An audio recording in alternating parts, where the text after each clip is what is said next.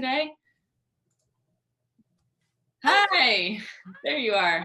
Excited to be here, Mercedes. Thank you so much for having me. It was so hard for me. I was sitting there quietly on mute, like, don't say anything, don't say anything. I don't want to be caught, but here I am. Finally, I get to reveal myself. Ta-da! Great. Well, I'll let you take it from here. Thank you so much. Thank you. Thank you so much. You guys, hi. Thank you so much for coming. I'm so excited to be here and to get to talk with you guys a little bit tonight. Well, actually a lot of it tonight about Dogtography, the book, and then also the actual art of photographing dogs. So I'm gonna start by, I'm gonna tell you a little bit about myself, but let me just share my screen. So you have to forgive any technical difficulties if they pop up, just because this is probably like my second time ever using Zoom, like as a webinar, so we'll work it out though. I want to start real quickly by introducing Sam to you. Sam is my partner in life and my partner at Dog Breath Photography. And he is here to moderate, and he's going to be reading the chat and kind of going through all your questions and fielding all that stuff and asking me questions so that I don't have to read the chat the whole time I'm trying to teach you, because I'll be super distracted. It's like blinking lights, shiny pennies, and get super distracted. So hello, Sam. Hello. So I'll be lurking in the background, but trust me, I'll be watching. That's a very beautiful, very plain and boring white background you have. Oh, I spent all day setting this up. Right after I finished setting up your room. Thank you. Sam's downstairs. We're in the same house. Okay, so ready? Check this out. Cool. All right, I'm gonna share my screen. Beep, boop, boop. Look at how good. I'm a proper pro at this now. Yada-da-dee-dee-dee. Okay, looking good. Everything looking good there. Welcome to Dogtography Behind the Scenes. So before I even get started, let me tell you something that you might know or you might not know. I wrote a book. I can't believe it. I still can't. Holding this little baby in my hands is like nothing else I've ever felt before. It's such a surreal feeling. I can't believe that I wrote all these words. All these words. That is so wild to me. Anyhow, so I've got little post-its on there because I have things to show you in here that I'm really excited about. I talk really super fast, and sometimes I forget I'm doing it. So by all means, if you need me to like relax and slow down at any point, let me know. Let Sam know, and then he'll pop in. He's not shy about telling me. So keep up with me and let me know how it's going. Check in from time to time in the chat. So this presentation is based not only on the book, but also the epic failures that no one ever tells you about. So I think it's kind of interesting. You know, when you follow somebody online and you might admire somebody's work from afar, and you see the things that, you know, they're posting, and you're kind of just following along kind of over the years. I think it's really easy to get discouraged when you see this like prim and proper, sparkling final product. And I'm going to go into what I mean about that in just a moment, but I've kind of built this presentation around the fact that not everything's perfect. That when it comes to dog photography, there are so many things going on behind the scenes that it's just wild and crazy, and there's peanut butter and dog drool everywhere, and it's complete mayhem. And I wanted to kind of peel back the curtain a little bit and show you what it kind of really takes to make these images, and also show you all the fails that happen along the way. Because I know in my own situation, I can get so discouraged so easily looking at like this polished, beautiful feed of a photographer that I might love. Maybe I look at Joe McNally's work or Jeremy Cowart's work, Lindsay Adler. These are some of my favorite photographers.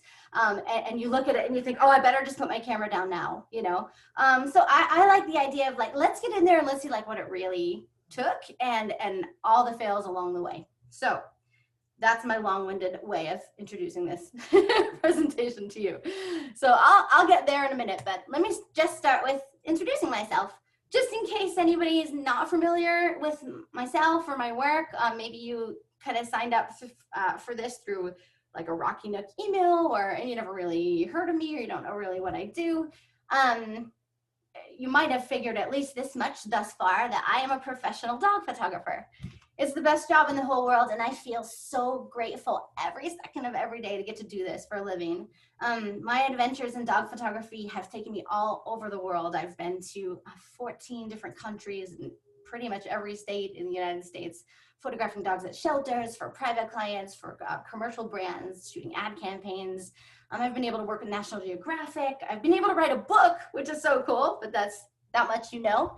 I started the business, it's called Dog Breath Photography, about 10 years ago now. Can't believe it. Oh my gosh, I'm getting old. I started volunteering at my local shelter. I didn't have any intention to be a professional dog photographer. At the time, I didn't even think that was a real job. Like, what is that? There's no way that could possibly be a real career. But I knew I just wanted to be with dogs, and I knew that I just wanted to use my own two small hands to make some sort of difference that I might be able to make in the world. And that at the time was just going to the shelter and photographing dogs with my little point and shoot camera, just to try to do a bit of a better job than the photographs that those dogs had at the time. And that's where it all started, and everything kind of got wild and crazy and beautiful and spiraled out of control in the best way possible from there. So that's kind of a little bit about my background. But again, if you don't currently follow me or kind of know, a lot about my style or what I do, you can go to my website at dogbreathphoto.com. You can follow me on Instagram at dogbreathphotography. I'm on Facebook at facebook.com/dogbreathphoto. So just Google it, you'll find me. All right, so let me just kind of move through this. I have so much to go through with you. And as I was getting this presentation ready, I was like, okay, what can I take out? Because I need to make sure that I get this all in within about an hour's time frame.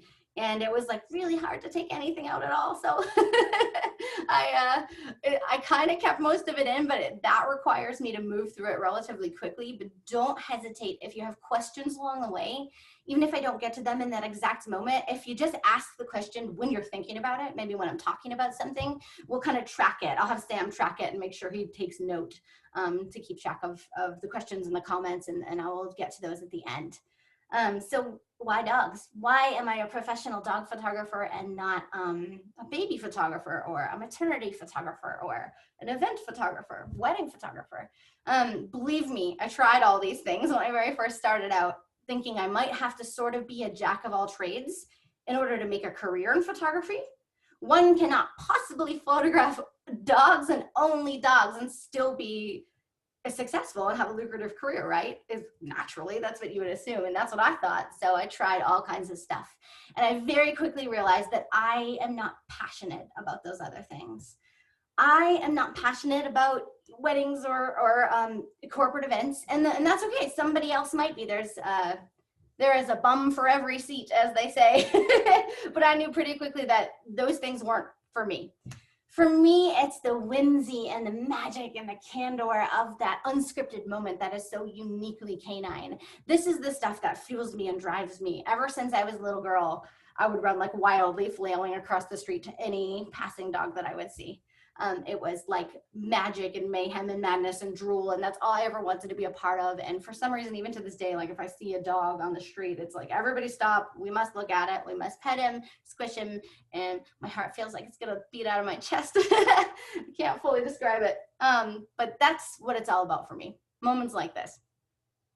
So that's, for me, that's why dogs. And for you, maybe that's why dogs too. Or maybe you're just here because you're kind of curious and interested to see what it takes to be a dog photographer. Whichever one you are, welcome. I'm so glad to have you here, and I'll kind of tell you about what it is for me, and you kind of draw your conclusions about maybe what it is for you. But here is kind of where I wanted to circle back to and base this whole presentation on. This is what I wanted to talk about. This is the looking at a final polished product and going like, oh wow, this person was born underneath the golden sun. Everything they touch turns to gold. Every photo they take is perfect. The dog's, always looking, and the settings are correct, and everything comes together all the time, and I don't have whatever this person has. They were born underneath the golden sun, and I'm just not good enough. And that's something that I think all of us artists sort of fall into this trap of feeling that way, having imposter syndrome and feeling like we aren't good enough. So I wanted to show you this. A lot of people look at my photos and they ask me like, wow, how do you get these dogs to do all this stuff? Are these magical dogs from a magical land? Are they all incredibly well trained? Are they all, straight out of the AKC championships? Why is everything so perfect? And the answer is that's because it's what I want you to believe. It's marketing like anything else. I want you to look at everything that I do and say, well, wow, I want to hire this person, especially if you're a big brand and you have this big ad campaign coming up. Of course, I want you to see this polished, perfect scenario. So I show you this, but I don't show you this or this or this or this or this or that or any of those photos that it took to get to this moment. I didn't show you the 45 minutes leading up to this moment. I didn't show you the crazy mayhem and madness and challenges that it took on location to get to that. So basically that's it in a nutshell. That's kind of what I'm here to talk to you about. But along the way, I'm going to teach you some stuff. And I'm going to talk about dog photography and kind of how I approach it and share some of my like best kept secrets and tips and tricks. And then I'll also take you through photos in the book, just like this one, where you might look at it and you might think, oh my gosh, wow, how did this ever come to be? And I'm going to peel back the layers. I'm going to show you. We're going to dive. I'm so excited about this.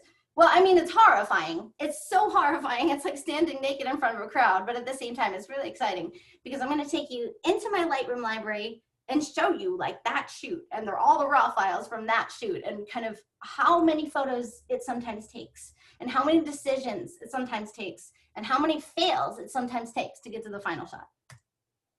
But like I said, I'm going to teach you some stuff along the way. So as you might know, if you've ever tried to photograph a dog, I think they say never work with dogs or kids. Oh, Sam's here. All right, hold on. Let me break for a second to breathe.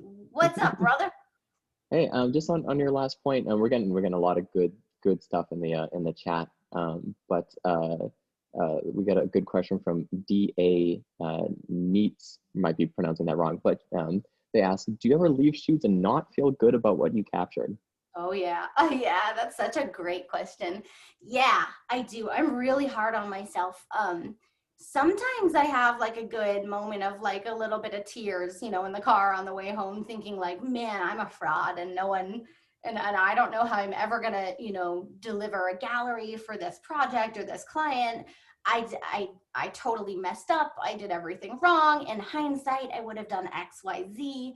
It happens pretty often. I mean, here's the thing, like just as the slide that I'm on will tell you, is referencing, dogs are live animals, right? And like they don't speak the same language as us and they don't appreciate good light and they are moving, shaking, loving, wild little creatures, and sometimes it just doesn't go smoothly. And that's okay. I have lots of ways of dealing with it, and I would say, Sam, I would say over the years, we probably have conquered and gotten something magical out of 90% of the shoots that we've done, would you say?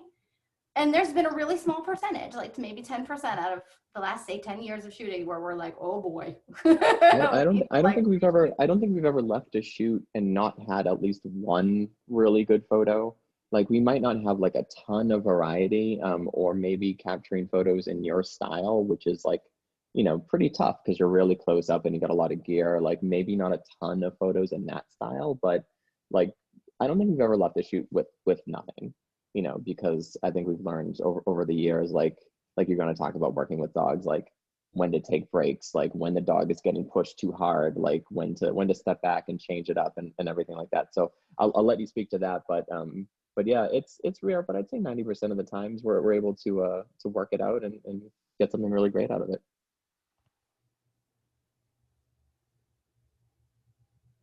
Thank you, Sam. Sorry for the awkward silence. I was trying to decide if you were going away or not.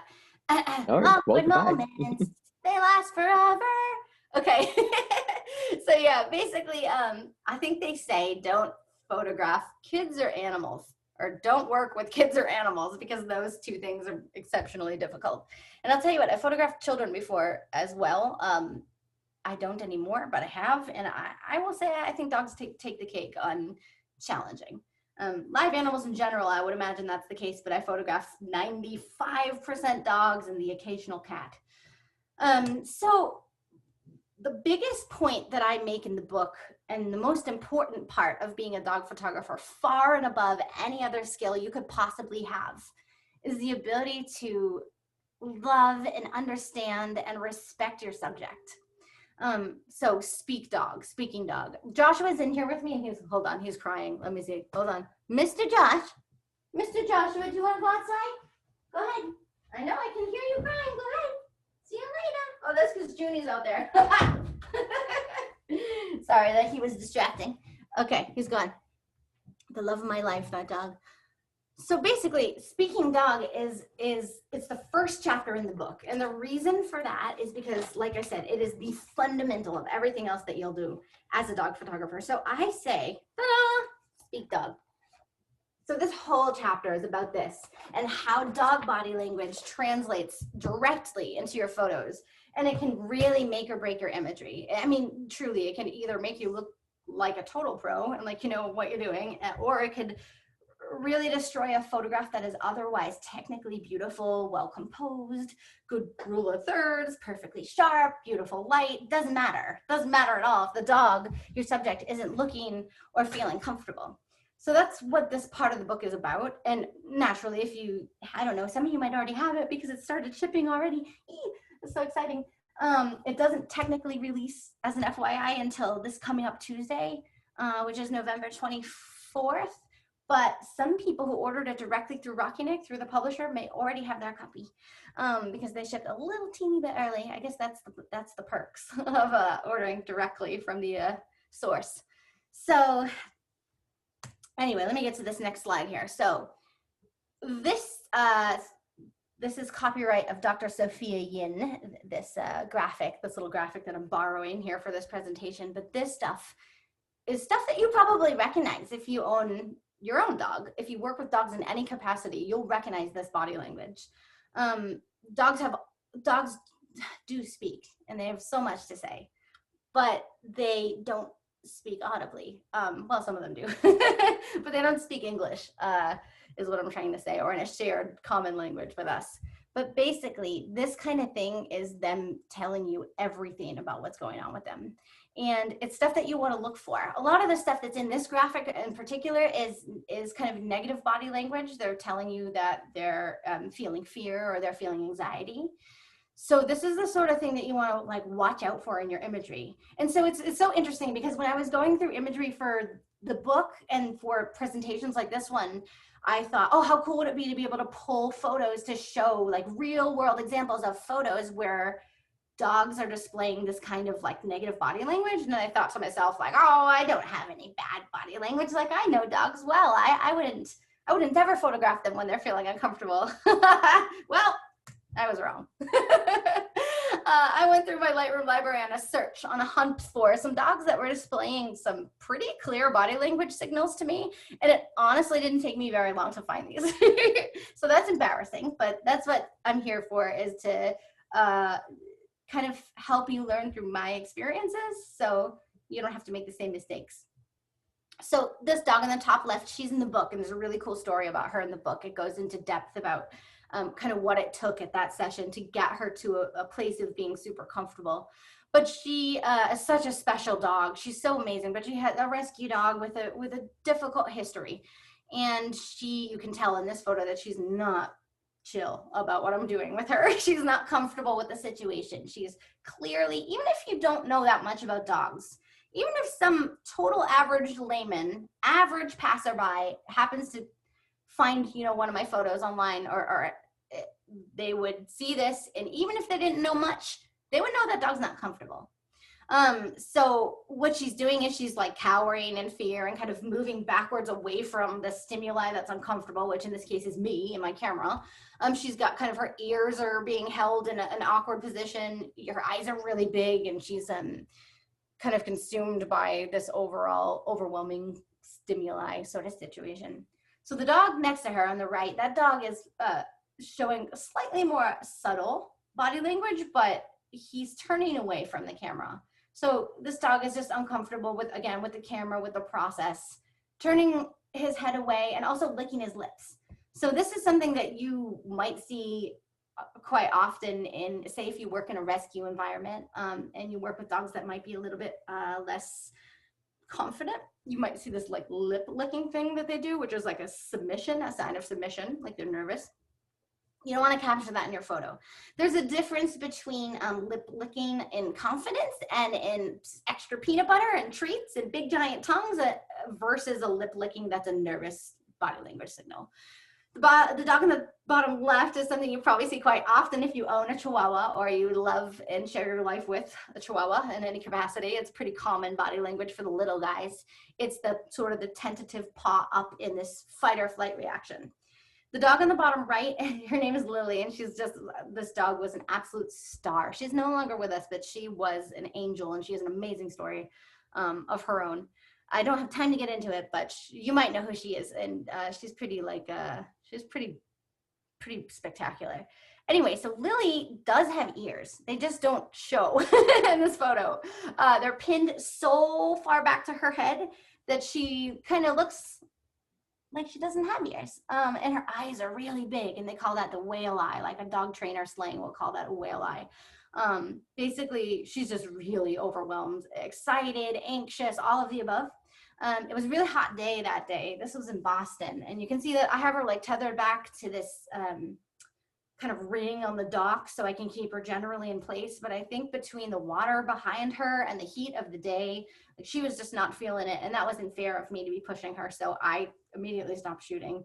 I immediately stopped shooting in all of these situations after I noticed the body language. So don't call PETA on me. But this is kind of just a general overview of like, why does this stuff, maybe these photos are technically exposed well, maybe that's nice composition, but it doesn't matter. I would never show, these photos would never see the light of day. I would never show my clients these photos. I would never show these photos to the public in general if it wasn't for this instance right here. So what is good body language then?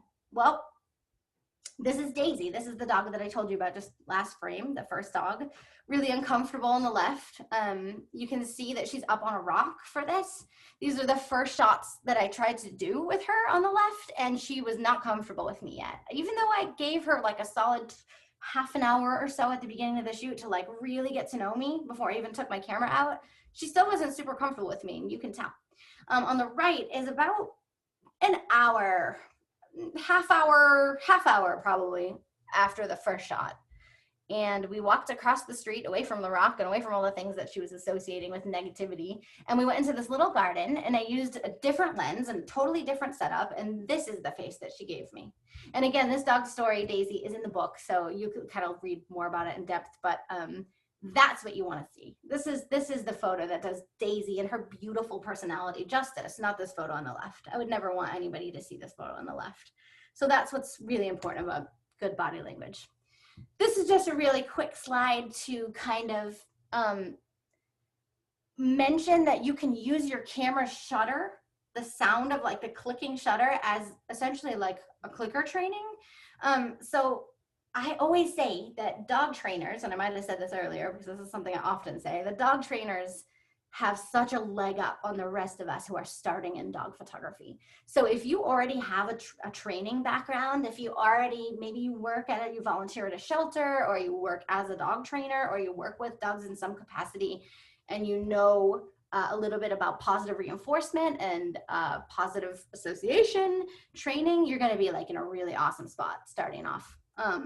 So you can kind of use your like shutter button as that click and then treat, and then click and then treat. And this way you create a positive association with the camera. And so the dog starts to come around to thinking, well, how awesome is this? Every time this camera goes click, I get a really cool treat. So that's what this is all about. Sam, any questions? Any questions for me? No, I think you're doing great, but I do think that we need to get moving. That's why you're here. But I just meant any, not from you, from the chat. You ding? No, I will make sure to pop in when there's a good question that has to do what you're talking about, and then other questions I'm fielding, and other questions I'm going to save for later because I don't want to interrupt your flow too much. All right.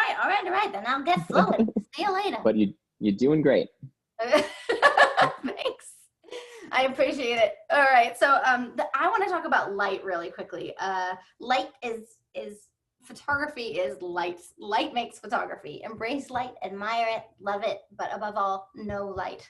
Know it for all you're worth, and you will know the key to photography. George Eastman, a pretty important guy, Eastman Kodak. he said this. And basically that's just a lead into talking about just a really brief overview of light and what an incredible difference it can make in your photography. This is kind of basic stuff, so I won't spend too long on it, but you know, this applies to any type of photography, whether you're photographing dogs or children, families, just generally portraits, landscapes even. You want to be shooting when the light is beautiful, is flattering, is golden, is typically, unless you're going for a very specific stylized look of kind of harsh, contrasty midday light, which some people might like to.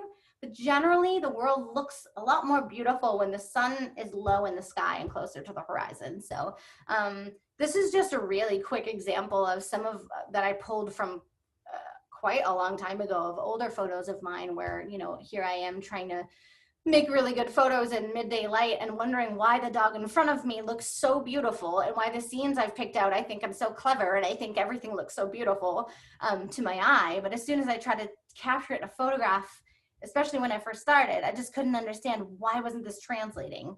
It looks awful, and on the back of my camera, it looks awful.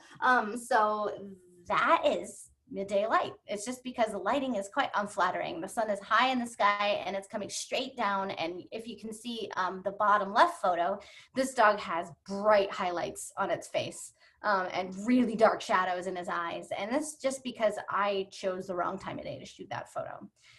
Oppositely, you know, in sunset, you get beautiful colors in the sky.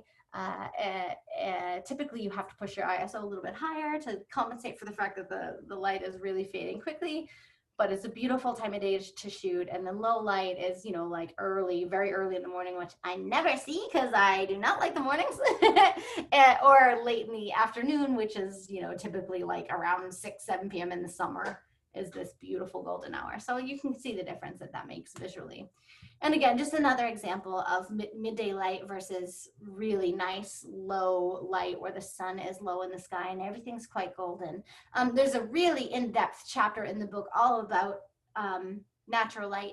I think it's called sunshine wrangling. Yeah, and it's just about like, it's kind of teaching you how to look for good light and how to deal with it if you are stuck shooting in bad light.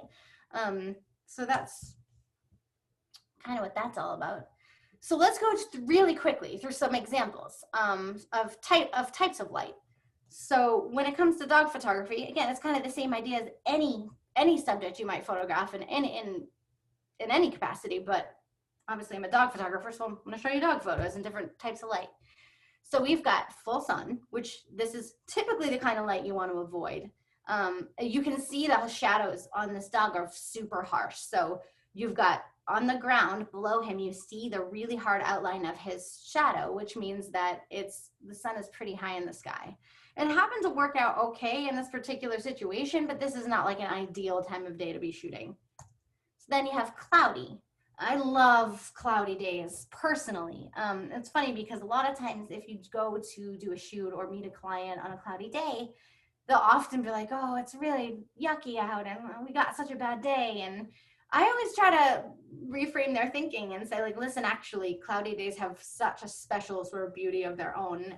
I love when everything's sort of like wet, and overcast and wet, and everything's glossy, and it picks up beautiful like saturation in the colors. So this is a good example of that. This is a natural light shot on a cloudy day. Actually, if you look hard enough, you can see that it's actually even raining in this shot, but it was a spring day and everything, because there was water on the surface of everything, it was so beautiful. Everything was so vibrant and saturated. So that's a good example of cloudy. Shade is a type of light that kind of is man-made. You'll create it. You'll go out of your way to seek it out on a shoot. Typically, if it's, say, a little bit earlier in the day and the light really still isn't fabulous, you can usually still make it work by navigating in this case, I'm in a city. This is Boston. So I can kind of navigate in between buildings and find beautiful light from the shade of a building. Shade is typically a cooler color of light. So you can see in this gorgeous little guy here, this photo overall is quite blue. It's cooler. Shade tends to be a cooler temperature than being out in that like really golden sunsetty type of light. Okay, so here's another example of shade. And so I did this thing for myself so I wouldn't so I wouldn't skip something over that was important. If you see a gold star in the bottom right of the photo, that means that we're gonna go on a little behind the scenes adventure. Because again, going back to my original point with this presentation about all the epic failures that it takes to get to the final shot, I think it would be easy to look at the shot and think, well, geez, you know, like look at these two dogs looking right in the frame, and look at this cool wall, and this seems like something I wouldn't be able to pull off. Or actually, you might not say that at all. It's not that hard of a shot, but but generally that could be your frame of thinking. So these dogs are in the book, so you guys are going to have a cool advantage when you read the book over other people who are not here tonight, because you'll know some of these like behind the scenes stories that other people might just skim by the photo and never really know what went on behind it. So here's this photo in the book. And in the book, this is in the, I want to say this is in the location chapter. I don't remember. Hold on. Ta-da! Nope, I'm just kidding. Okay, so this is in the Illumination Nation chapter, which is actually about lighting. It's about artificial lighting, off-camera lighting. So yeah, we're getting a lot of great questions about your use of lighting. Okay. But one of them in particular that I think that you could answer while you talk about this photo specifically is this from Karen. She says, with the natural light shots, do you still use lighting equipment? She says, I think the question that it would be great to answer is, how do you know when to use lighting in addition to natural light? Gosh, that is a toughie, because I feel like it's one of those things that now is a bit of an like innate response in me. Like I look at a scene, and because I've been doing this for so long, I kind of view the world through like a photo frame. And so I can kind of tell when lighting conditions are right for adding extra light and when they're not. And that's a terrible answer, because nobody wants that answer, because they want a real actionable piece of information. And I totally understand that. So let me say this. When the light is very soft, like if I'm in a natural environment that's more of like a forest, and it's golden hour and the light is filtering through the trees and it's like a fairy tale and everything's really soft, I won't add additional lighting typically. Every situation varies, but typically I will not add additional lighting, because I see a fairy tale, I see ethereal, I see soft. So I want to then complement that scene with soft lighting, and typically that means just keeping it natural light and maybe using a reflector. And I talk about this in the book too, kind of when I use reflectors, when I use an ice light, when I use nothing, when I use a strobe. But that's usually what it is if it's a really soft ethereal scene that would be traditionally soft, I won't use lighting. In this case though, this is a really good example here of a scene that's very hard and very cool and very urban and funky. And so here I was cool with, yeah, let's punch light in here so that we can really play up the colors and how modern it is. I think it comes to you after a while what looks very soft and what looks very very much like a storybook, and then what looks like it could use some like comic book sort of injection of color and brilliance and light. And I'll show you different scenarios in this presentation, and also in the book I talk about it where I chose to use it and where I didn't choose to use it. So I'll continue kind of answering that as we go, but that's the overall answer. Anytime I use like f1.2 or f1.8, I'm not usually using lighting. I like to keep those sorts of shots really soft, and those ones are very natural. And I'll show you examples of those. All right, so check this out. I have to do a really fancy thing here now. Let's go look at this shoot. So I have to do a thing where I kind of just stop sharing this keynote for a moment, and then I'm gonna get really big. How are ya? Really big on your screen. Thank goodness for Zoom does this thing, guys, where like it blurs your skin a little bit, and like, what? I didn't even ask for that. That's so awesome. Thank you. Makes me feel so fancy. Okay, now check this out. I've got to share my screen again, but this time I'm gonna share my Lightroom library. So let's just get in there. This is gonna be like the total raw, unfiltered. Okay, how are we doing? Can you see that? I'm gonna say, I can't see the chat, but I'm gonna say, okay, I got a thumbs up from Sam. We got it. Okay, cool. You can see this? So check it out. Here's that shoot. Okay, I want to show you everything. You guys, these are completely unedited. This is totally me messing around. This is my brain as it's working on the shoot. So this series of images I shot for the Southeastern Guide Dogs, which is the biggest seeing eye guide dog charity in the US. They train guide dogs for the blind, for veterans of war. It's an incredible organization, and I got the opportunity to spend 10 days with them down in Palmetto, Florida, shooting their annual calendar last year. Is that last year? Yep, last year. And also they have a book that they give out every year to their donors, and so we did a whole book and everything was incredible. So we had these incredibly well-trained dogs, and it was like a total dog photographer's dream. The only thing is, in order to make the most out of each shooting day, we had to kind of start really early in the day, and so the light was unreasonably bright and unreasonably hot and really harsh for very good portions of the shoot. So I had to really like get creative and figure out how I was going to conquer that. So this is me like kind of being on location and panicking and going like, okay. So what happened here was we usually did like 2 locations in a day. And here we were at this really cool skateboard shop down in Sarasota, Florida. And they were so nice. They were such great people.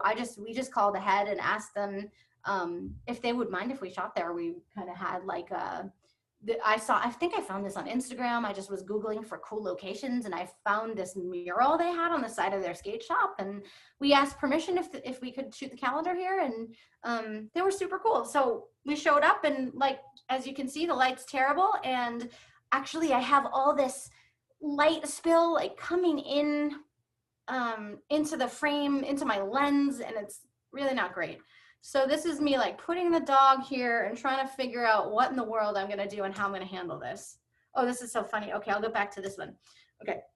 So this is like, these are completely raw. So this is me just going like, panic, try to shoot something. What am I going to make here? So I'm just going to keep moving through these so you can check this out. Okay, so this is pretty cool. Because it was so hot, it was late April in Florida. It was probably like over 90 that day. And we were very careful, with the dogs, where there was an air conditioned van and the dogs would come in and out for like 10 minutes at a time, and they got tons of water. So the dogs were all good. They didn't mind so much, but it was a little tough because in this situation, I had to have these dogs stand on the blacktop, and I had shoes on, as a human being, but I knew that it was really hot for their feet, and I didn't want to put them on this blacktop without some kind of precaution. But of course, you don't want to put down like a blanket or a mat or something because it's going to ruin your photo. So we had to get creative, and the super cool guys at the board shop said, oh, we have a hose. Go grab the hose and you can wet down all the hot tots. So that's what this photo is all about. So Sam grabbed the hose and he like sprayed down all the blacktop for us.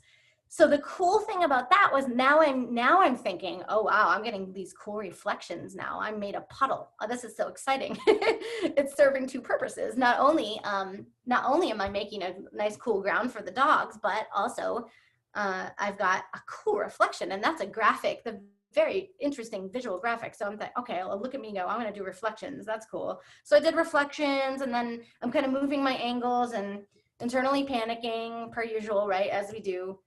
Oh man, oh maybe I'll go this way, oh maybe I'll go this way. Got my cool reflection shot, but I gotta keep making photos. Oh, I don't know what Sam's doing here. He's got checking the light on Sam, not good. Checking the light on Sam again, not good. So then I put this puppy in. Oh, watch this, guys. See, I got a little creative there with the edit on that one. It's not fully edited, but I thought that big white triangle was really distracting, like towards the left. So I just turned it pink. Don't tell anyone. Okay, so now I'm kind of getting somewhere. I'm like, okay, maybe I'll face into the wall. Maybe I'll forget the fact that we're outside at all. And maybe I'll turn this into more like a studio. So here's our trainers. They were so cool. They were so helpful. And they're helping me trying to get the dogs back to my reflection idea. Okay, but anyway, turns out in the end, I try all kinds of stuff, try to include the sky. In the end, here's where I end up. I'm gonna treat it like a studio. I'm gonna forget we're outside. I'm gonna forget about natural light. I'm gonna stop down really dark. I'm gonna add light in just on the dogs, and I'm gonna make this could be anywhere. It could be inside, it could be outside, it could be anywhere, and that's what I ended up with. So that's the adventure sometimes behind the shot. And that's like all the panic and madness and mayhem that sometimes goes into it. These dogs were fantastic, by the way. Most dogs don't look at you so perfectly in every photo like they did, but that is the gift of working with therapy dogs. I mean, trained guide dogs. Okay, I'm going back now. Going back, and I'm gonna stop. So check, I'm gonna stop this share. Now I'm really big again. Now, beep boop, back to the keynote. Okay, here we go. So we learned about these guys. All right, so I'm just gonna move through these different types of light. So then there's Twilight.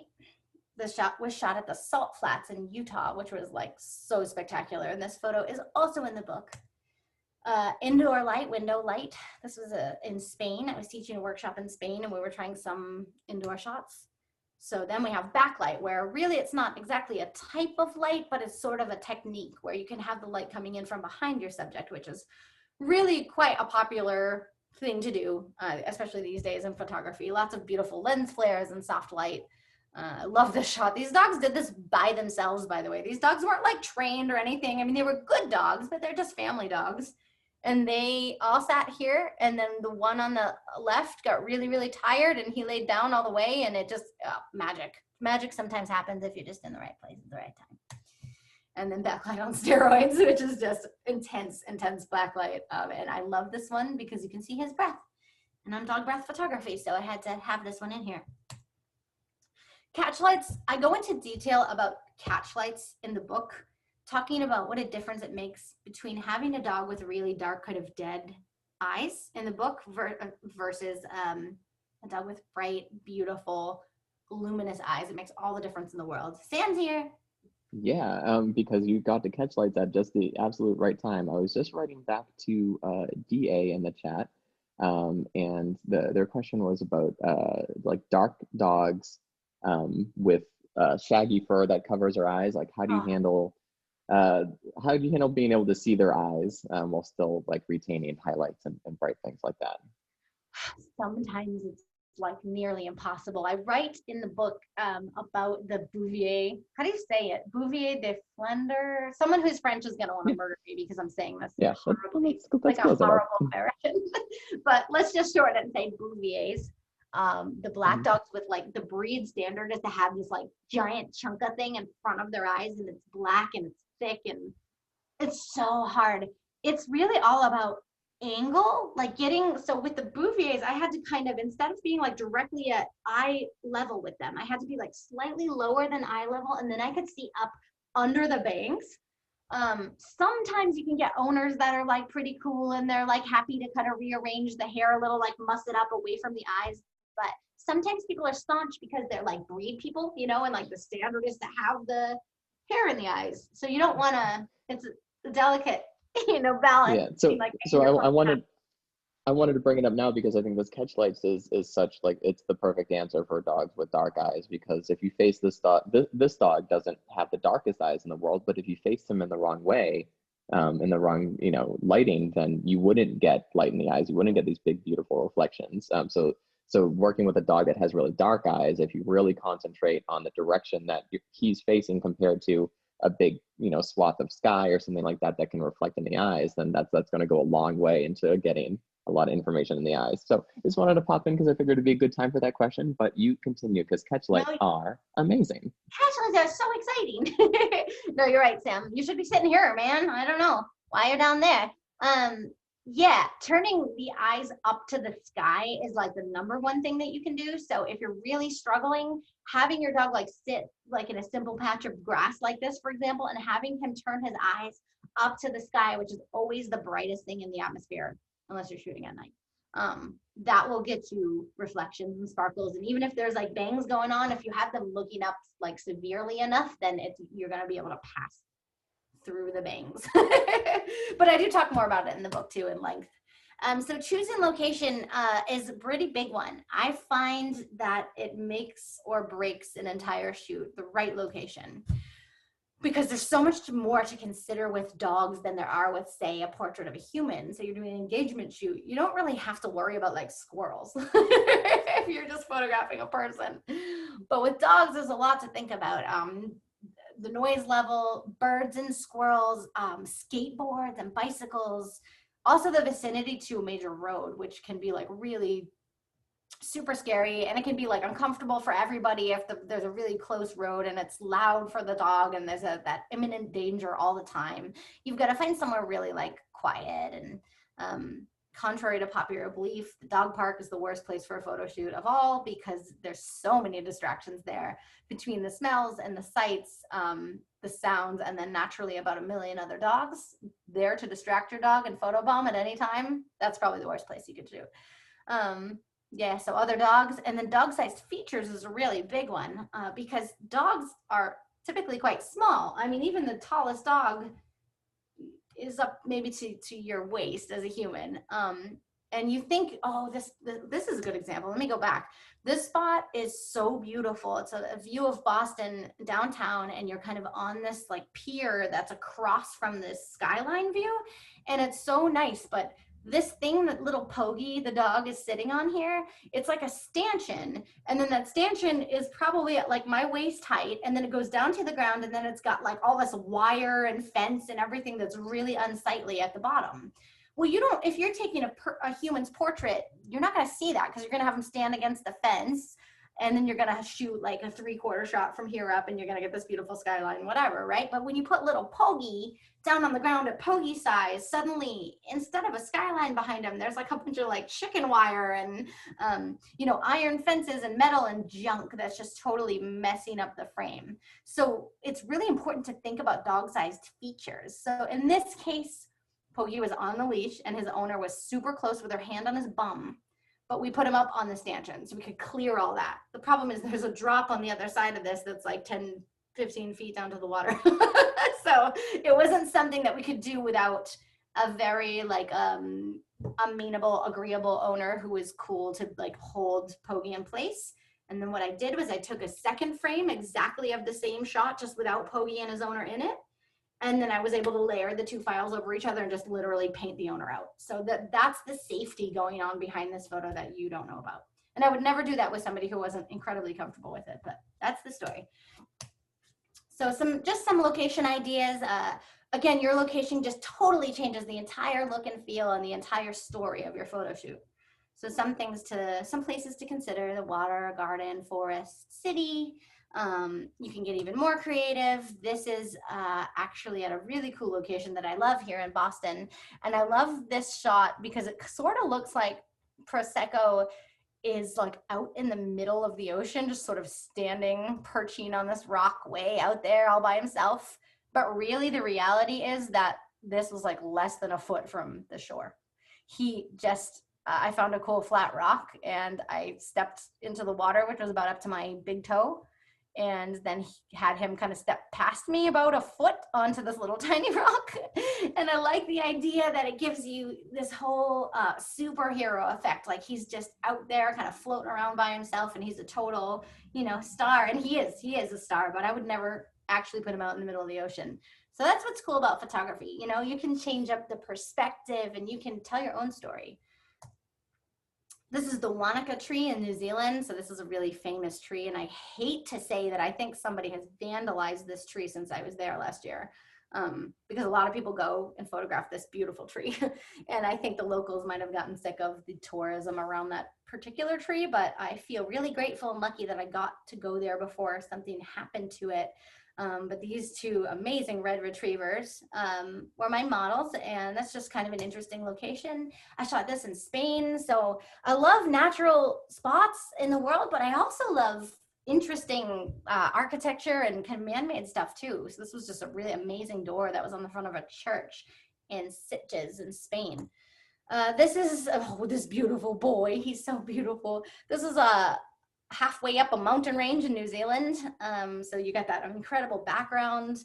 This is here in Boston, just a really cool alleyway with some like really kind of gritty, grungy art. I love this. This is another gold star photo. So I'm gonna take you behind the scenes of this, and I'll try to be relatively quick because I know that I've taken a long time to talk about anything.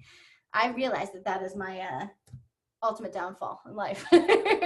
But this is PJ, little Chihuahua, and he's up in the sun. He's in a sunflower field. But how do you manage dealing with a tiny dog in a giant, oversized sunflower field? It's kind of interesting. So let's just go and totally fully into the raw, into the raw files. And I actually have a video I can show you too of this, which is kind of fun. Let me just show you where he is in the book. Da-da-da, little PJ. Little PJ's in the book. Samo, you didn't mark this one. It's okay. I asked him to post it, my little guys, but I appreciate you anyway, brother. PJ.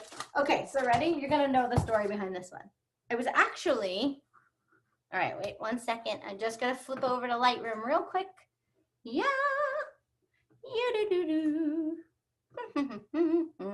Okay, Lightroom. All right, here we go. We're in Lightroom now. All right, so check this out. Here we go, total raw files. This is us getting there and going, this is incredible. Now, how do we get a little tiny chihuahua all the way up at the top of the sunflowers? All right, so the problem is, naturally, if you have him at PJ height, he'd be about maybe this tall right here. He'd be like at the bottom of this box. And I wouldn't be getting anything even remotely interesting in the frame. I'd be getting stalks and dirt and nothing. So anticipating that problem, on the way up, we found these really cool plastic, I don't know what they are, things, pallets type of things in a dumpster. And we thought, oh, that could work. Sam's cousin, April, this is her, she's incredible. She's a set designer on the Today Show, so she's very creative with this sort of thing. So she spotted these and thought we could use this to get the dogs up. All right, let me zoom out. So here we are testing out the little pallets. So we have a few put together and we have them, so let me lift the shadow so you guys can see this. There we go. It's a little easier to see now. So we have them at about this height, 3 pellets high maybe, and it wasn't high enough clearly. So we're working through that. I'm just checking out the scene, trying to figure out how I want to shoot things. So eventually we get PJ to about this height. Oh, I like that face. Very nice, supermodel.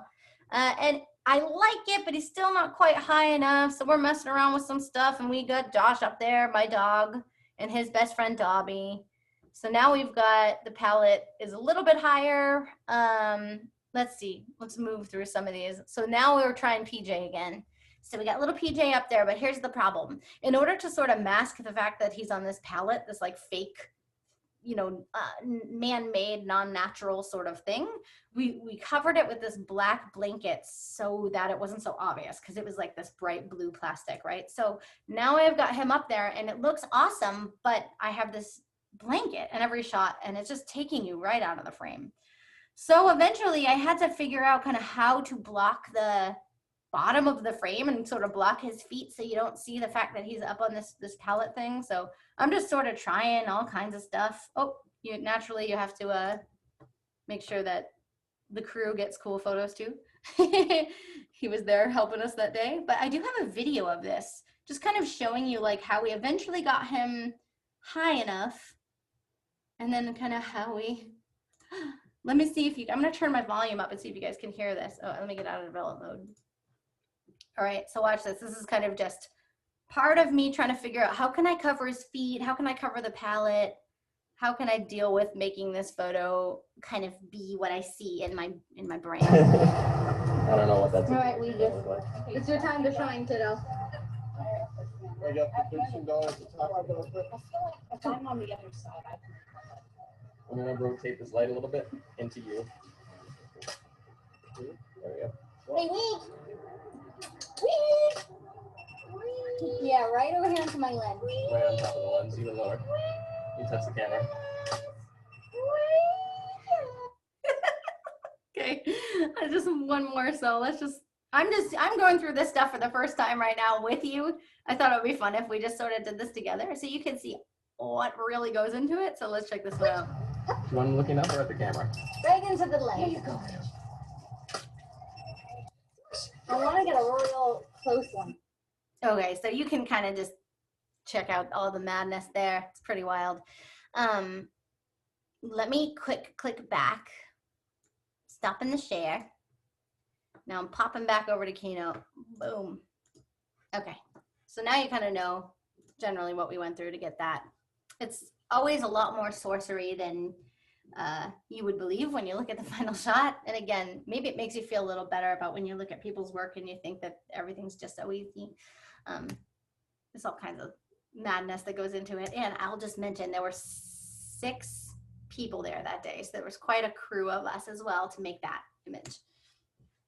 Okay, so let me just kind of run through some camera settings. This is all in the book in depth. So this is just basically sort of my like golden rules when I'm photographing dogs, the things that I want to make sure I have kind of dialed in at all times as like fail safes. So for me, fast shutter speed is super important. I want to capture dogs in motion, the whimsy and the candor of the silliness of that unscripted moment, like I said earlier. So I want to be ready for anything, and dogs don't stay still. They are typically moving quite fast. Even if you have a dog sitting in one spot for a portrait, he's still moving. He's still kind of like excited, he's wiggling, and he's, you know, so you've got to make sure you have a fast shutter speed.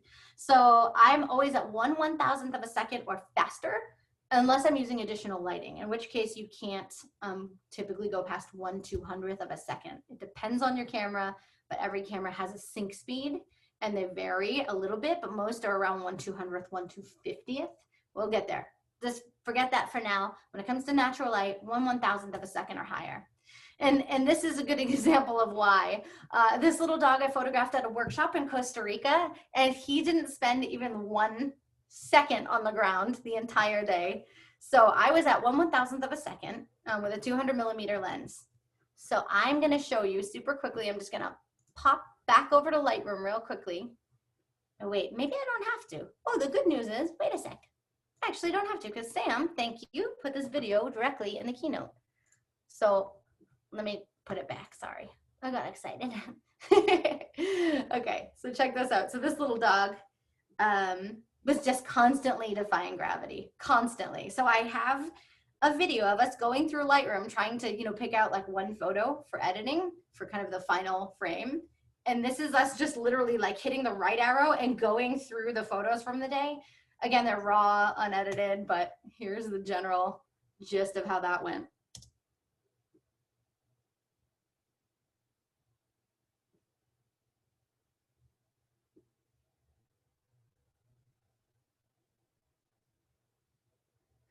So sometimes you kind of just got to work with what you got. With this little guy, it was just constant, joyful, jumping, total gravity defying, beautiful madness.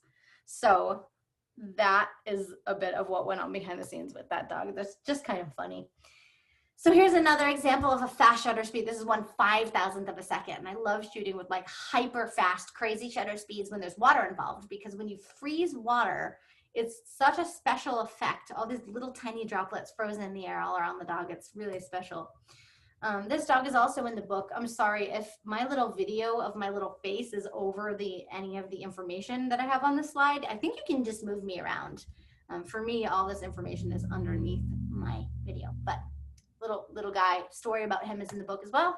I went to the tulip fields in Holland 2 years ago to photograph little Poppy here, this little Chihuahua, and it was like totally surreal. And again, I think I talk about this more in the book, but 1/8000th of a second, I was testing out the Sony A9 when it first came out, because I was doing a panel for B&H, kind of reviewing it and talking about it, and so I got to test it out before it came out, which was really cool. And this is just magic. 1/8000th of a second, same dog, 1/8000th of a second again. 1/1000th of a second, so that's usually as low as I let myself go. 1/1250th, 1/1000th, and that kind of wraps up shutter speed. But these are all my examples of kind of why 1/1000th. Aperture is going to be set based on your style. It's going to be set on your artistic preference. So I shoot all over the map, but typically I'm either one super extreme or the other super extreme when I'm shooting. I love the look of that soft, ethereal 1.4 f2, this kind of thing, especially with like a prime lens. So on the left, you'll see this gorgeous little one is shot at photographed at f1.4. And the background is just blurry and dreamy and gorgeous. And then on the right, this dog is in front of the Boston skyline. So you can see that I shot this at f16, and you get, you know, not only Ginger herself in focus, but you get everything kind of behind her from her little feet all the way back to the city skyline. So that's kind of what f16 is going to do for you. Same idea, 2 dogs, similarly beautiful ears. 1.4 on the left, f16 on the right. Totally depends. There's no right answer for how you want to shoot, how you want to set your aperture. But it sort of helps define your style and it helps tell your story. When you're shooting, when you're photographing a dog, I typically find, unless I'm shooting action, where I know a dog is going to be running at me and he's going to be like haphazardly kind of all over the frame. If I have like a sitting portrait like this, it's always a single focus point, and that single focus point is moved manually to be directly over the eye. Naturally, it can only be over one eye because there's only one focus point, but you always pick the closer eye. And this is an example of what can happen if you're shooting wide open and you say you let the camera choose for you. Say you have your autofocus on and it's a whole giant zone. Well, you might end up with a photo on the right because the camera might see that nose and say, well, that's the closest thing to the frame. And I think it's the most important because I'm a camera and I'm not a human being that's sentient and knows like what I want this picture to look like. So I would say always manually single focus point on the eye. Another example. Eye contact is so major when it comes to dog photography. And I think the thing that I see most commonly in new photographers' work where they're still learning and they're kind of trying to improve, typically this is like the biggest mistake that I see is almost having eye contact. Sort of kind of having eye contact, just a little bit, but not really, not fully having eye contact. So this is just a good example of what it could mean, a dog looking a ½ inch past your lens, not even much at all, versus a dog looking right into your lens. And let's be honest, this dog on the right, oh, the same dog, but the photo on the right, she's actually not even looking directly into my lens. She's probably like a few millimeters off, but it's okay. I'm looking at the time, 7:04, okay. I'm technically supposed to be like towards questions, but not quite there, but I'm getting close. So I'm just going to keep going. Sam, how are you feeling? There you go. Feeling good. We got a lot of action going on in the chats and everything, answering a lot of questions so we can try to keep you, moving along. Okay. I think you're doing good. I think people, and I mean, tell me if I'm wrong, I think people are really responding to the stories of when you like the stories that we picked up from the book where you kind of really go behind the scenes. I think people really dig that stuff. Okay. But I think you're doing a great job, and I think you should continue to do it. I appreciate thank you for your reassurance, Demo. I was more looking for a timing thing, but I'll always take the emotional support. Thank you. Okay, cool. So let me fly through these so we can get to some more like behind the scenes stories. All of this also, as Mercedes said at the beginning, will be recorded. And so the good news is if for any reason this like runs a little bit long and you have to go, it should be recorded and sent to you. Although Mercedes will probably chime in and say that there's an hour-and-a-half limit on the Zoom, which I think is true. So I'll just hurry. We got a gold star. Okay, 50mm lens. Love this lens so much. I'm going to take you guys through this shoot. This was crazy. This is in Bruges in Belgium, which is one of my like most favorite places on earth. It is so magical. I know that's my word. I say it all the time. It's my favorite word, but this is truly magical. This is a little medieval city that they call it the Venice of the North. And it's just canals everywhere and little boats and these beautiful, the most beautiful architecture, just cobblestone streets. It's pretty incredible. So the last time that I was there, I've been there a few times and I've shot there a few times. The last time that I was there, I had a shoot booked with this amazing dog. His name is Bobby, and his dad, his dog dad, is a dog trainer. So I was really excited for this because I'm like, oh, I'm gonna have Bobby, and he's a pit bull and he can do anything, and pit bulls are my favorite dogs in the world, and I'm gonna be in the most magical place on earth. Talk about shoot locations, right? Okay, let me hurry up. I'm going into Lightroom so I can show you this, and I'll tell you the story once in there. Yeah. This is a lot of technical stuff, and I'm doing it. Can't believe it. Working it out. Okay, here we go, Bobby. Let me show you this whole thing. So the day of the shoot comes, and I am so excited, but I wake up at our little Airbnb, and I look out the window, and I am like, womp, womp, womp, bad times for everyone. It is so dark out. It is so overcast. It's raining. It's pouring down rain off and on, super cold. I was here with my friend Kat from Kat's Dog Photography. So we were like, we were kind of on a photo adventure together. We were photographing kind of dogs all over beautiful places in Europe. And so we kind of were both like, well, boy, we gotta do it. You only live once. It doesn't matter. We only have one day to shoot. We're gonna photograph this dog. So this is us getting like to location. We had a couple places in mind within the little town. We get there. He's gorgeous. No, there's no doubt about that. At least we got that going for us. This dog is beautiful. So here I am walking around, panicking internally again, going, oh my gosh, I have to deliver something. Again, I only have this one day. I've got to make something happen. So that's fine. It's raining. I'll embrace the rain. No big deal. So this is some random shot of me trying out a light. This is me looking at the background, trying to figure out what can I put behind Bobby that's going to make any sense and going to tell the story I want to tell. Okay, so I finally get him set up kind of where I want him, okay? And I think, okay, what I can do is I can light this rain up. That's going to be awesome. Cool, I light the rain up. It goes okay. Doesn't go great, but it goes fine. I see that I can see the raindrops. Light doesn't go off. Fine. Light doesn't go off 75% of the time when you need it to. Okay, so then I get a light going off. So this is a flash that I have that is like $30 that I got on Amazon. That's like it's like an off-brand Canon. I think it's called Yongyo. It might be a little more expensive now, but I got it years ago. But anyway, it's fine. I put it out in the rain. It's no big deal. It's $30. If it breaks, it breaks. So I'm using this little flash behind him and I'm trying to get the rain to light up. Well, here I notice when the light does go off, I'm not getting any rain to really show up on the white side of the buildings here behind him. So there's the brown building and the rain looks great. The white building, not so much. It's not really showing up against the white. So I'm like, oh, great. Now he's not looking. Great. Now he's looking at me and he's out of focus. Great. Okay, so I'm panicking. Move on. I find this really cool door. Man, this door is cool. So there's my little flash, bottom right corner, $30. I stick my flash in the bottom corners and I'm testing, can I make something cool with this? Okay, this is kind of cool. I have backlight shooting up into the door. I've got this cool reflection on the ground because it's all wet. Nice.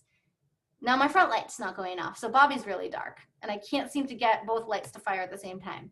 Great, both lights fire at the same time. It's out of focus. Now nothing fires. Oh no, that's not true. The front light probably went off here. Now Bobby's so cute, but he's super derpy. So okay, maybe that's not the one. Okay, he's cute again, but clearly derpy, out of focus. Then I finally get a shot that I love. Here's the shot that I love. Look at the secret thing. I photoshopped out those two flashes. So those existed, and that's what's making that light. Now, if you were anyone who knew anything about anything, you would look at this photo and go, there's light coming from somewhere that doesn't exist. But guess who looks at my photos that hard and worries about that? Not many people. Nobody really does. On the right side of the frame, I've blown out the door. I probably should have spent more time getting that back in the raw file, but hey, don't worry about it. This is uncensored, unfiltered with Kaylee Greer, so I'm showing you everything. All right, so we move on. I haven't quite gotten my dream shot yet, but I'm working it out. I get this shot, pretty cool. This is after editing. This is not a raw file. This is, well, it's, no, it's a PSD, I can see. So this is like kind of how it came out of my camera. This is what I was able to get back in the editing portion, which was pretty cool. So I'm like, okay, I kind of like this. It's still really gloomy, but this is kind of an interesting photo. Hey, can you take literally 2 seconds on like one of those really super dark photos and just like pull some Lightroom sliders so people can see what's actually in that raw file? Yeah. Yes, I can. Like 2 seconds, just also to show that like it's there with very little work. All right, so check it out. So like this is what comes on my camera. Guys, if you're shooting in RAW, you better be shooting in RAW, because look at this, shadows, boom. All right, exposure, pull it up to here, but watch out for his whites. So get it where you like it on the buildings, right? And then just make sure you kind of go into this section here. This is the adjustment brush, and then just pull the highlights back down on his white face, because otherwise he's gonna get blown out while you're in the process of doing all that other stuff. So that's like really basic, but like literally, I pull up the blues, and then you got to give it like a little bit of clarity and vibrance and, you know, whatever. I would spend more time on this naturally, but like that is the raw. That's what you can get out of it. And of course, if you bring it into Photoshop, you can spend a little bit more time hand applying these effects. Like this looks terrible in his eyes, but we would then selectively darken this part of the eye later so that he looks healthy, like not like he has cataracts. So anyway, real quickly, I'm just gonna go through kind of what I was trying to figure out. Oh, there's a fail, the cutest fail ever, right? There's his dad right there in the frame. My lens is so wide that it gets people all the time who are standing really far away. It's crazy. So these are out of focus. There's so many raindrops on my lens that I can't seem to focus through the raindrops. So then this happens. Nice work, Greer. Pretty nice exposure. Then this, okay, so I move on. So I'm feeling quite unhappy. I'm feeling quite let down. I'm feeling quite like an imposter. Like I don't really know what I'm doing. So here I go, moving on, panicking. Oh, I'll try my rain shot again. That's the idea. This is what I get. Great job. Overblown the light. Now he's blurry. Overblew the light again. He's blurry. Too much rain. Way too much rain. I can't get anything to focus. He's out of focus. He's not looking at me, etc., etc. So here's more panicking, okay? It's like, oh, black photo of maybe a door. Now, later in the shoot, now this is after, like, please know that this is after like hours. 2, 4, 3, 3.5 hours of failing. So you can see now where it's nighttime. It's almost nighttime. And I still really haven't gotten the shot that I came here for. I wanted this storytelling, amazing medieval shot of this amazing town. So I get to this spot and everybody's about to leave. We're like, oh, well, that's it. And I see this little alleyway and I think maybe I can just try one more time. Now that the light is lower, now that it's not midday, not that midday was very bright on a rainy day, but still, now that it's twilight, maybe I can make this work. So I see this alleyway, I think it could work. I start like testing. This is what all my projects look like. It's me testing. Okay, cool, this might work. Then I stick the little $30 flash behind him and a light in front of him. You can see the light at the top of the picture right there. And I'm like, oh boy. I shoot one frame off and I feel like my head's gonna pop off my body. Like all the joy, all the confetti and the rainbow sparkles, like everything explodes. And I feel like this is what I came here for. And I get so excited. And so then I go wild, shooting until, you know, basically at this point, now it's about like getting Bobby's expression and making that happen, right? So now I've got, here's the photo and here it is after editing in Photoshop. And that's it. That's the photo. That's the only photo I ever showed of this dog. After 4 hours walking around in Bruges, Belgium, it's the only one I ever showed. I even went in and I did like a closer shot, which I really liked. The rain blurred out with the little bokeh. But in the end, all it takes is one. And sometimes it takes all day. Sometimes you don't even get one in a single day. But that was the adventure behind the shot. So now when you see Bobby in the book, you're going to know what went into it. You're going to know all the secrets that not everybody else is going to know. All right, hold the phone. I'm coming back. I'm coming back, baby. I'm almost done, I swear.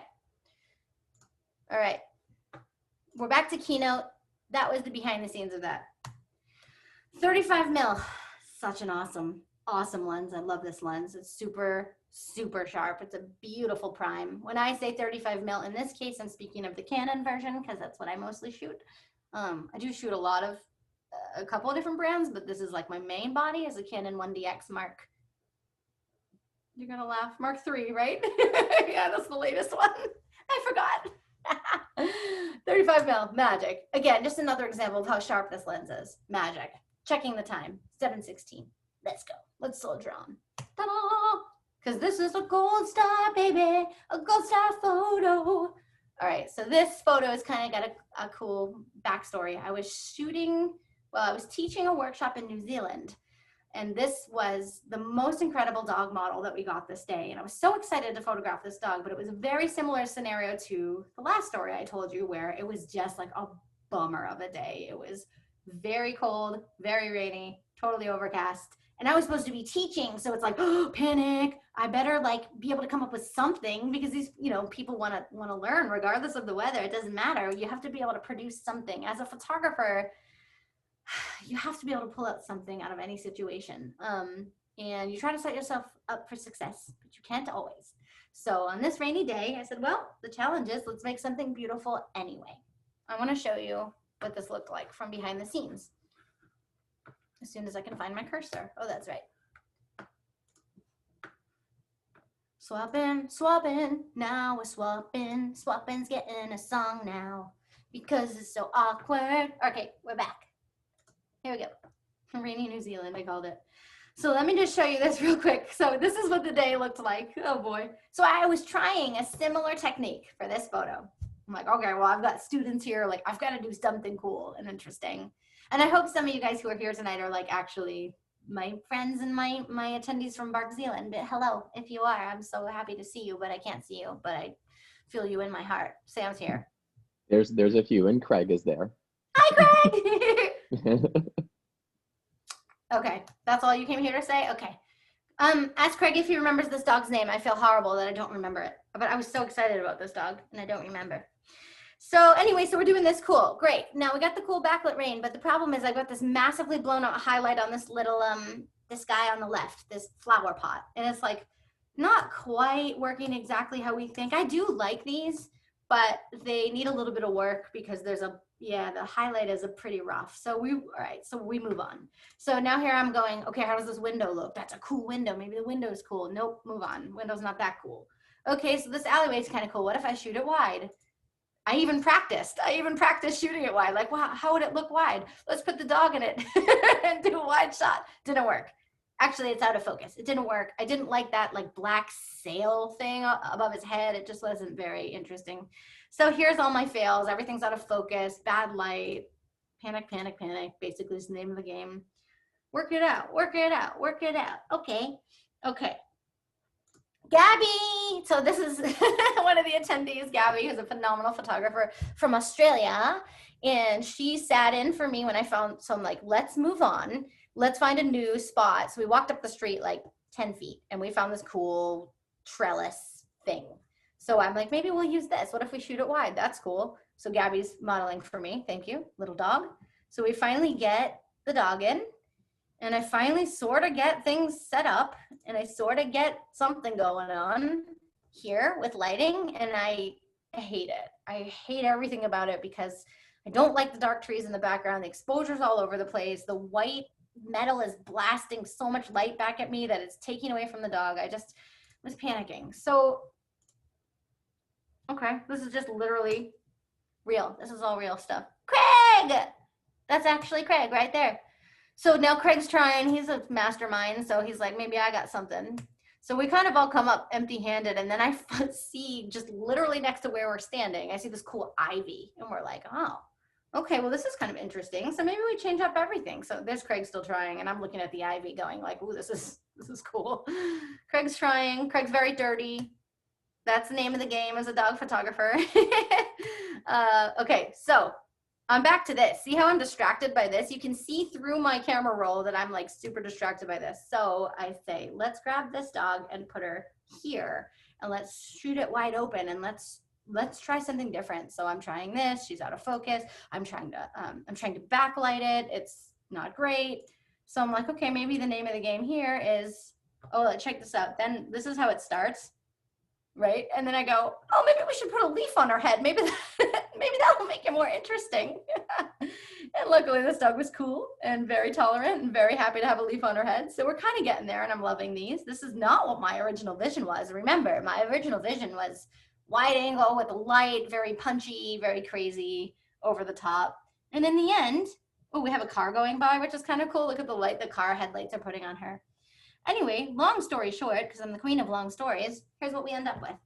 In the end, we got the leaf on the head. We got this beautiful, soft, wide open aperture. I want to say it's lit just barely with an ice light. That's an ice, see that little reflection? That's an ice light. That's a constant handheld light. Very subtle, very soft. We just kind of threw just a touch of light because it was such a dark day. Okay, well that's that story. Okay, I'm almost done, everyone, I swear. Back to the keynote. These are some really slick transitions that you get going on. You get a song for everyone. Well, otherwise it's really boring. And then you do that thing where you're like, your face gets huge and unflattering because you're like looking at the screen so close. Yoink. Okay, how am I doing on time? 7:22. I am going to just fly through these, okay? Fly. 16 to 30. Fly away. Wide angle, baby, very beautiful. 11 to 24, wider still. This cat is magic. Her name is Pixel.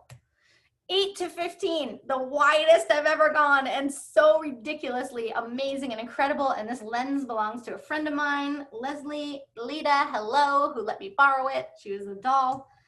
70 to 200, totally different look. This is zoomed into 200. I never use my 70 to 200 at anything other than 200.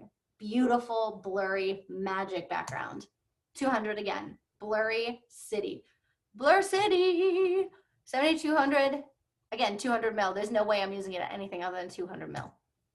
Okay, check this out. This is kind of cool. So I told you I was shooting in Europe with my friend Kat of Kat's Dog Photography. Well, we were on the same shoot photographing this dog, kind of just both playing around with some different ideas. This is a really cool example of the difference that a lens can make and how lens choice has so much to do with your style and kind of how your final images look. This dog, her name is Get Smart, was sitting in this beautiful alleyway. This is in Bruges as well. And I decided to shoot it with 50 mil, really soft, really kind of traditional. Then Kat shot in the same exact spot with a wide angle, 12 millimeters, super wide angle lens. So check it out. Look at the difference between my shot and Kat's shot. Totally different look, totally different story, totally different feeling. I think it's really interesting. I think it's really, really interesting to see everything's the same in terms of the setting, the dog, basically the position. The dog is sitting in one, standing in the other. But I mean, these were taken 5 minutes apart. Kind of cool. Here's another example of that. This is my work. This is Mochi. And I shot Mochi photographed Mochi originally with a 50 millimeter lens to make her, you know, comfortable. I didn't want to use anything too wide and too close. 50 millimeter lens, nice and soft. Same spot, same dog, 16 millimeter lens. 50 mil, 16 mil. That's the difference that a lens can make in your final image. These are just really fun to go through super quickly. This is how I keep dogs in place a lot of the time. So you think magical dogs from a magical land, and I'm laughing in the background because none of them are very well trained. They're real dogs. They just want, you know, treats and to pee on things. So this is how I keep them in place.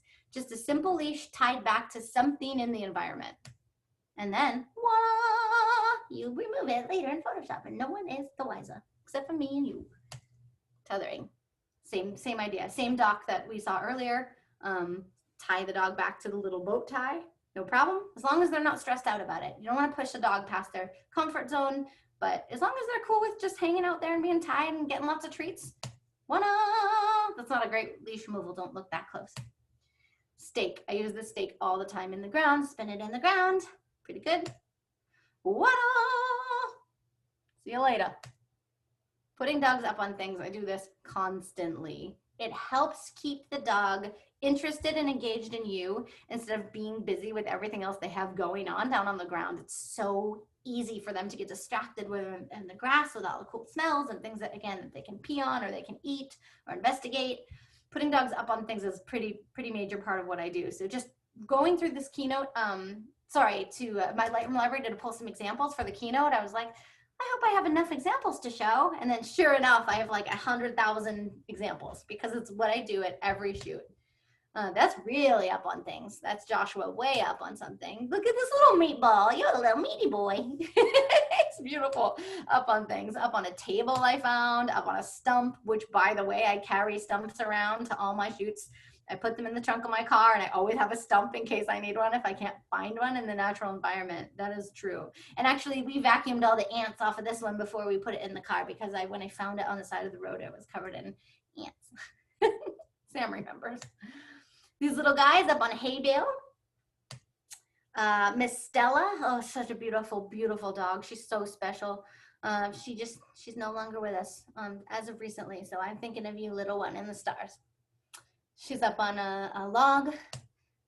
Again, here's just a little subtle something to put a dog up on. So this is Nala.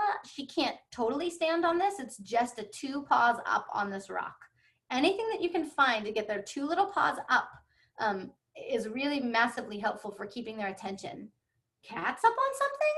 Speaking of Craig, this is Craig's cat. And speaking of location, it's a pretty nice location. This is in Christchurch in New Zealand. So even cats can go on things. It's really helpful when you have multiple dogs to put them all together up on something. So really quickly, just going through, I do this all the time. Dogs up on something, even underwater, but up on something. Treats, I go into detail about this as well in the book. Peanut butter is a huge part of what I do, and again, you'll read all about it in the book. There's a pretty big section on it. There's certain kinds that you can use. There's other kinds you have to watch out for. Make sure there's no like fake sugar substitute in it, like xylitol. That's not great for dogs. But if you just find a really straightforward kind of peanut butter, like a Jif, that's usually pretty safe to give in. Moderation is key.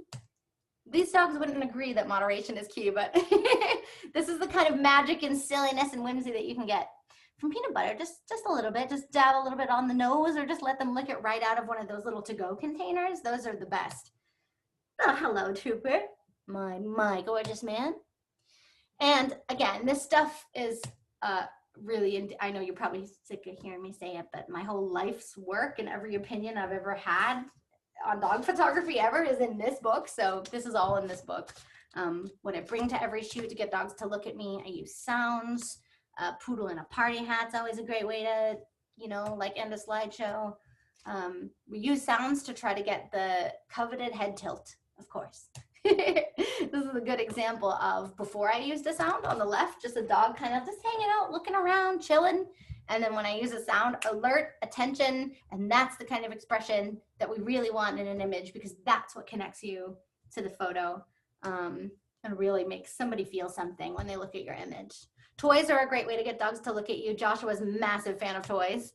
So is Prince, clearly. This is like one of my favorite photos ever. And actually the fun part of this is that I dropped my lens right before the shoot and knocked the aperture blades out of place. And you can see in the shot where the sun's supposed to be like a perfect starburst or sunburst, that it's coming like the lens has got a weird thing going on, and the light is coming right across his face, and it's not great. But you know what? The moment trumps the technical. I still love this shot, still in my portfolio, but now you know why it looks like that. And utilizing the owner is a really, really big part of getting dogs to look at you if they're not super comfortable with you. So I got a little recap here with kind of everything we went over. You can pause at this when you get the recorded version. So if you want to kind of look at what we went over, you can screenshot it. That's cool too. I'm cool with that.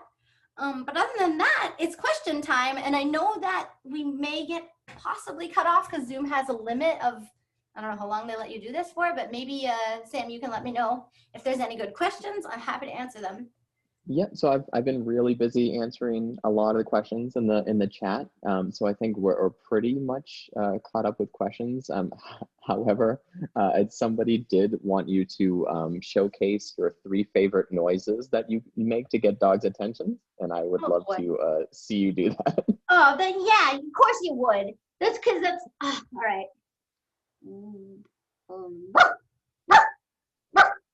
That's my bark. Oh, that's pretty good. I think Josh and June are going nuts out there. I can hear them. Oh, they definitely are. Yeah. I think they think they're stuck. You get the little, you kind of like wind it up first, and that's pretty cool. Yeah, that's part of it. You can't just bark right away. You got to do that thing that they do where they like build up. Yep. You got a big boy, and a little guy. That's 2. Okay, that's 2. And then I wish Bridget was here. I have a pet photographer friend, Bridget Davey, who is incredible at sounds. Let me try one of hers. No. What else do I do? Oh, a cat. Right? I do a cat a lot. And honestly, most of my sounds I use sound makers. Sorry, why did I forget that word? I don't know. You have a kazoo. Because everything's too exciting right now, that's why. Yes, I have a kazoo. I have a duck call. You can get these on like Amazon, these sorts of things. I have a couple like whistles. I have lots of squeakers, and also I use an iPhone app that's like farmyard animals, like barn animal sounds, which has like a good sheep and a good rabbit. And all kinds of weird stuff. But I don't have a great dolphin. I really do strive to have a better dolphin. Well, the important thing with those sounds too is, again, to use them sparingly and to vary it up, because once a dog figures out what sound you're making, they're kind of over it. That's true. Anyways, so I think a lot of the questions that people have as well, like maybe they're just from a part of the presentation that they didn't get to check out. So again, this will be sent out I believe tomorrow you'll get a chance to rewatch this, so you can go back and kind of revisit those certain parts of the presentation, just in case you missed something.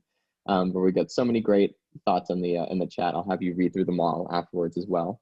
And I will leave you for the outro. And I think you did a great job. Well, outro? I had no outro planned. Outro. It's We'll just time talk for about an what's on outro. your screen right here. Oh, there you No, go. but look at this screen. Here's the thing.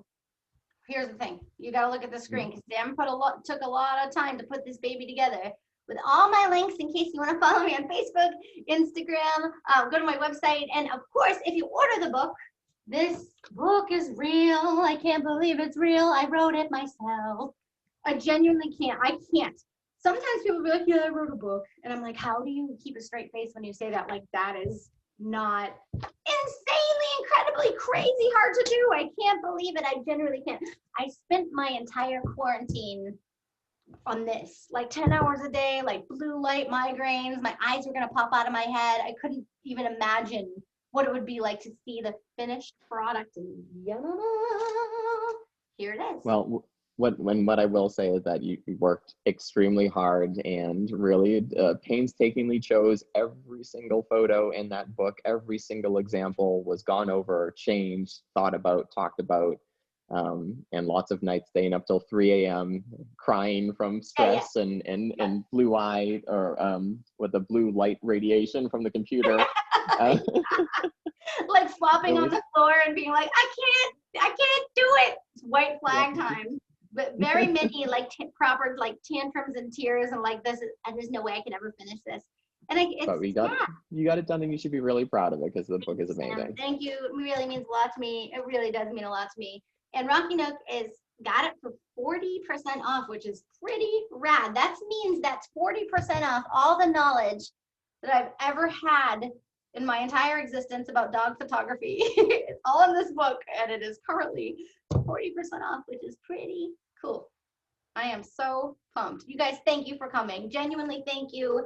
And thanks for bearing with me and all my blinking lights, shiny pennies moments, and songs and whatever else. Hi, Mercedes. I just wanted to come back on and say thank you so much to you and Sam for joining us. This was such a great webinar. And tomorrow everyone will get the replay video. So thank you guys so much. I hope you have a great night. Yes. See you later, guys. Junie says bye too. Bye-bye, June. Bye.